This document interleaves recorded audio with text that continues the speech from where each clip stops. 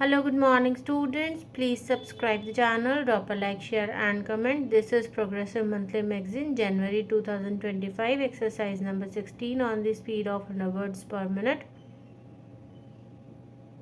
Start.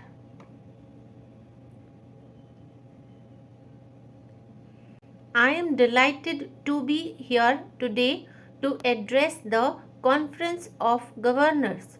This is indeed a unique opportunity for me, as I am of the firm opinion that the office of the governor has been vested with great responsibility by our constitution, and I have the chance today to leave behind some thoughts with you about the evolving nature of the role and functions of this august office. There perhaps no other constitutional office that enjoys the autonomy and carries the attendant responsibility as does that of the governor. In these unstable times we are living in, people have great expectations from this office. This places an enormous burden on your shoulders. It also gives you the opportunity to do good. The role of the governor has varied over time and space and has come under close public scrutiny. The greater the responsibilities attached to an office, the greater will be public scrutiny in a democracy. In our evolving polity, where political patterns have changed substantially over the last 70 years, there is bound to be some partisan controversy or the other challenging the authority and dignity of this high office.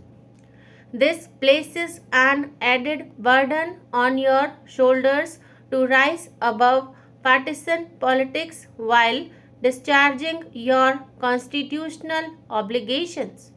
In doing so, you are the sole judges of what is right and wrong, of what is mandated to you as per the Constitution and what is not, what is in larger national interest and what is not, and what do people perceive your actions to be.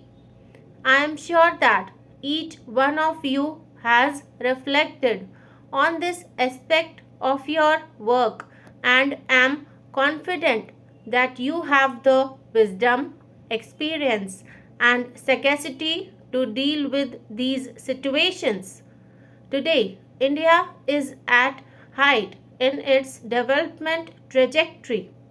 After years of the so-called Hindu rate of growth, we have broken fresh ground and have been able to deliver growth in the range of 5% to 6%. We are now at a point in time where we can deliver growth at a rate of 7% to 8%.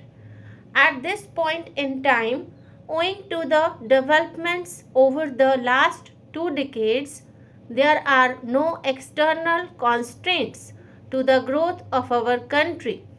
It is very much in the realm of possibility for this country to become a prosperous nation rid of the perennial blot of poverty.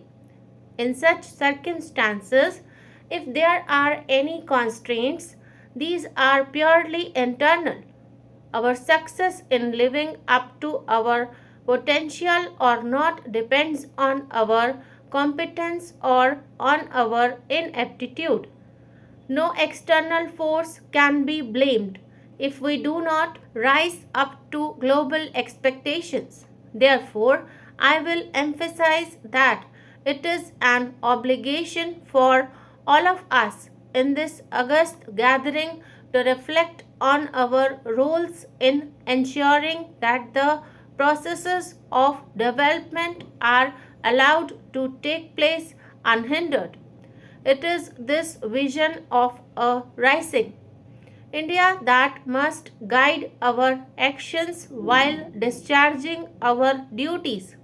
Governors have a critical role to play in our nation's progress. In a way, you are the custodians of our future. You are the representatives of the center in states, and hence you bring a national perspective to state level action and activities. While many changes have taken place at the national level in the economic sphere over the last 2 decades, much more needs to be done. There is a need to make our growth processes more inclusive, to ensure that marginalized and weaker sections benefit from economic growth, and to ensure that social infrastructure, particularly in health and education, is improved. Much of this is to be done at the state level, and hence the role of governors in ensuring that this happens.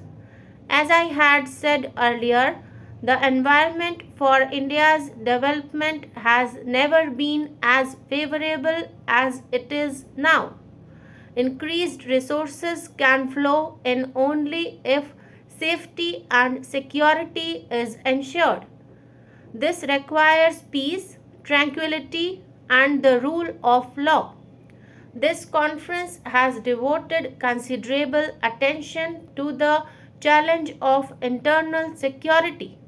The challenges we face on the internal security front arise partly as a consequence of the unevenness of our growth processes, the inequities that remain in our social institutions, and the shortcomings sometimes of our political institutions. There may be other more complex issues like language, caste, or religion, or cultural rights.